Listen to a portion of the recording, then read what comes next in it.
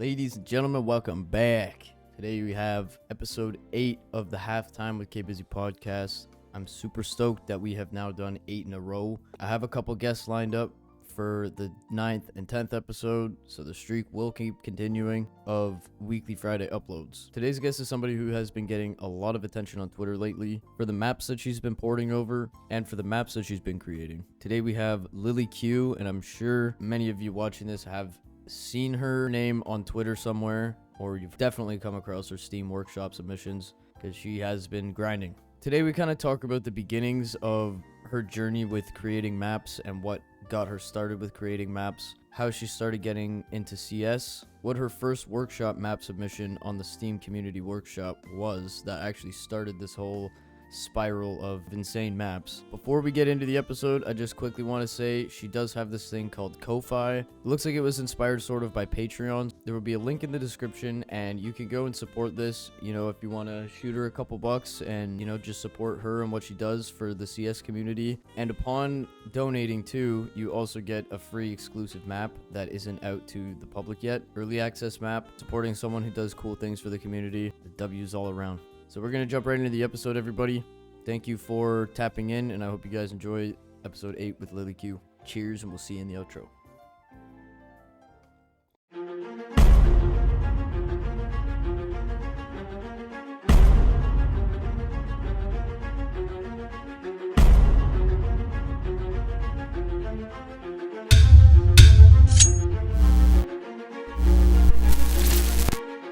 Alright, so today's episode is going to be just a little bit different than they usually are. Lilly told me that she preferred to do the podcast in the DMs rather than jumping in a call. And this isn't typically how I do podcasts, but I wanted to accommodate it anyway and respect her wishes and still make this work somehow. Instead of the back and forth conversation like usual in a voice call, I'm just going to put the conversation on screen and I'm going to have some of her maps showcased in the background so you guys can see what she's been working on.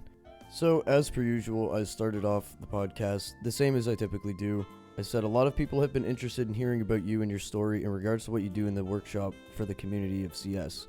Starting with her roots, I wanted to ask her how she got introduced to Counter-Strike. She responded saying that the first game that she ever got on Steam was actually Gmod, which she played with a lot of her friends. In Gmod, if you have had any other Valve games, you would actually be able to use some of the stuff in Gmod, which is eventually why she bought the Valve package on Steam when it was on sale, and at the time it contained CSGO. She said she loved being able to download custom maps for games, so she ended up playing lots of workshop maps in CSGO with bots. I said, oh, that's classic. A lot of people start with Garry's Mod and eventually find their way to CS from what I've learned. Even with talking to some of the recent guests, this just so happened to be the case. It seems like a pretty good way to get into the whole map creation thing that we touch base on shortly. I was going to ask her what got her started on her workshop journey and what got her interested in creating and modding maps, but with the answer she gave, I guess it was Garry's Mod being the reason for her whole journey and where she's found herself so far. The map editor for the source engine, Hammer, was how she first learned to make maps for Gmod. She said she always loved designing and building levels with games such as Minecraft and Mario Maker, but they felt very limited, so when she saw that she could make maps for Gmod, she tried to learn everything she could. She said she switched to CSGO because it had better props and textures to map with. I found that to be very interesting because I could imagine with games like Gmod and CSGO at the time, there were much more tools available with these games in comparison to the games that she had mentioned like Minecraft and Mario Maker. It sounds like it would be making it pretty unlimited to what you could do. I said I found that really interesting, and I can imagine with games like Gmod and CSGO having tools available to anybody that decides to download them, it makes for a lot more opportunity to do what you want and gives you a little more creative freedom than games like Minecraft and Mario Maker. Not completely unlimited, but more advanced for sure. Lilly said that you can do way more with Hammer than you could with Mario Maker and Minecraft, which is the reason why she loved it so much, because she never felt too limited by the engine and always felt like there was more that she can learn and do in it. I responded with, that's probably music to a creator's ears, not being limited and having full and total control with whatever you wish to do within the engine. She said there's something currently that makes it more limited compared to CSGO, which is the fact that CS2 is actually missing scripting for the game, but hopefully they will add that in the future. So then we touch more on the past. I asked her about the first map she created for CS and if it was in CSGO or if it was in CS2. She said she created a map for CSGO and it was very basic and inspired by the beloved Aztec. Sadly, she doesn't have it anymore, but she sent me some photos to put on screen of the first map she actually finished, because her very first map she never actually finished. I said, the one that started it all, love it. So now we get more into the recent events. I said, you have made and ported over a lot of maps, and we will get to the porting part of it shortly, that have attracted a lot of attention within the community, such as 45 Degree Nuke, Minecraft Hunger Games, Duck Hunt Aim Training, and a handful of classic CS maps that a lot of the OGs would know about from the Source/1.6 era. Which one of your maps were the first to take off and do really well within the community? So back in February, she created the classic NES Duck Hunt map. This was the first map that she released for CS2 and was certainly the first one that she made that took off, with 130,000 subscribers on the Steam Workshop. The whole inspiration from this actually derived from a tweet she saw from Dior asking someone to make an aim training map in the style of Duck Hunt. Lilly thought she could do it, so she did it. She also included this tweet that I'm showing on screen, which was one of her first tweets to ever really get a lot of traction. I replied with, when the community asks, Lilly delivers, and you couldn't have picked a more classic game to recreate as your debut CS2 workshop submission. She thought it fit perfectly with the aim training concept, and she was surprised that no one else has done it before. I said, well, they absolutely go hand in hand. I guess you just have a more creative mind than others, and hats off to you for that. I'm curious to know, what is the process like behind creating and porting maps? Without giving away any of your secrets, are you able to go into a bit of detail what the process is like on new projects? She said for each map it could be very different. The Duck Hunt one looks like a complete mess in the editor with all of the entities used to make the game work, but other than my Duck Hunt and Minecraft map, the rest are pretty simple with that stuff. Porting maps can sometimes be very simple, but most of the time it's a bit more effort than most people seem to think, especially if it's from a much older game like I have been doing lots of recently. I said, I think I understand where you're coming from, but yeah, it definitely looks complicated as hell to a noob like me. I couldn't tell you the first thing about map creation/porting. I just considered mappers all wizards. It's really insane. Since we're on the topic of porting maps, you've ported the classic CS maps on your Twitter, and now you're just going crazy with ports, adding maps such as 3DS Rainbow Road Surf, Woohoo Island Surf, Waluigi Pinball Surf. The list just keeps going. What gave you the idea to start porting random maps from other games, and have you been getting a lot of positive feedback from the community with these ports? Lilly's always just loved seeing content from one game in a different game, and will always find it cool seeing, for example, a Mario 64 level in Counter-Strike 2, and it seems like the community is the exact same way. The only downside is that she can't really upload these maps to the workshop, but she enjoys making them for fun and just sharing on Twitter. That made me wonder why she wasn't uploading the ports to the workshop if she was actually doing the work to port the map. I asked her what was preventing her from doing so, and she responded, it's probably safe to do so, but Nintendo has taken down all content related to their games from the Gmod workshop, and since she also has donations for the map, she doesn't think Nintendo would be happy if they saw that she was making profit off of their own maps. She said she's just kind of playing it safe and not uploading anything like that just in case. I said that makes a lot of sense because Nintendo is very against people using their products if you don't purchase them. There's been a lot of controversy in the past with emulators.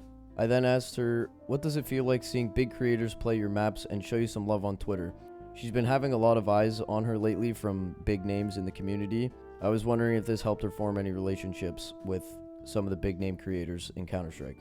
She said, seeing anyone enjoying my maps is a great feeling, and whenever she hears that a streamer is playing one of her maps, she always tries to join in and say hello.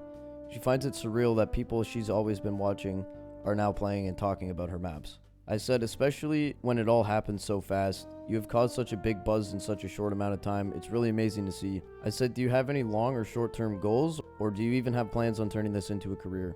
Lilly said this has always been her dream job to be a level designer in some way, and she wants to stay in the scene as long as possible.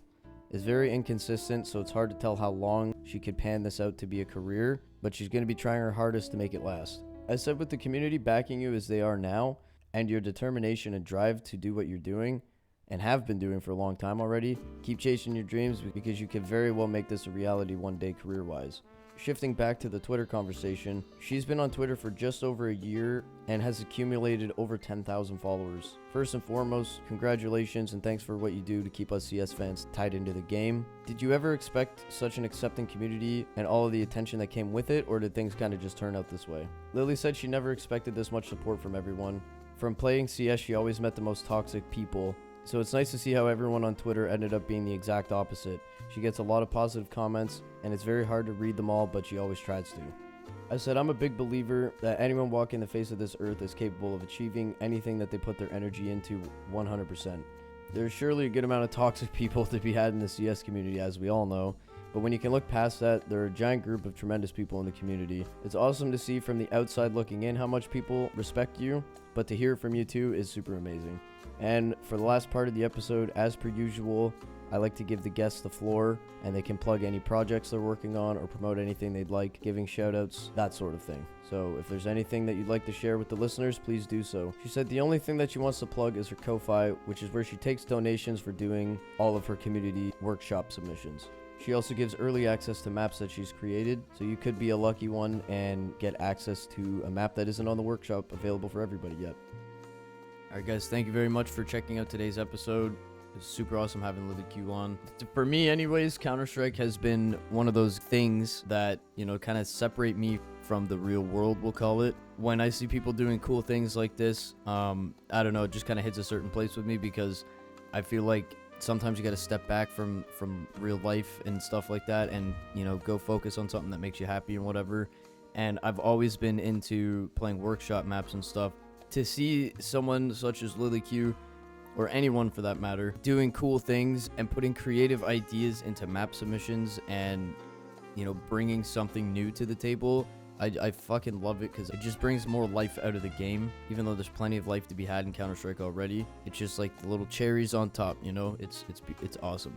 So shout out again to Lilly. Make sure you guys check out her Ko-Fi if you want to donate and get to test out one of her early access maps, and also support her on what she does. Links to the socials will be in the bio. Make sure you guys check that out. And also apologies on the weird setup. We're in the midst of moving and everything, and it's kind of a nightmare. So we're gonna have this temporary setup for a little bit. Yeah, it's not gonna look too professional, but it's not gonna last forever, I promise you that. Thanks everybody once again for checking this out. I appreciate it. Hope you all have a great day. Show some love on the video, like, comment, and subscribe. We've been getting a lot of love lately, and I fucking thank each and every one of you, man. It's super amazing, and I can't thank you guys enough for all the support. Even if you're just liking the video, even if you're just clicking on the video to watch it, it means a lot. 07s, have a great day. Until next time, fellas.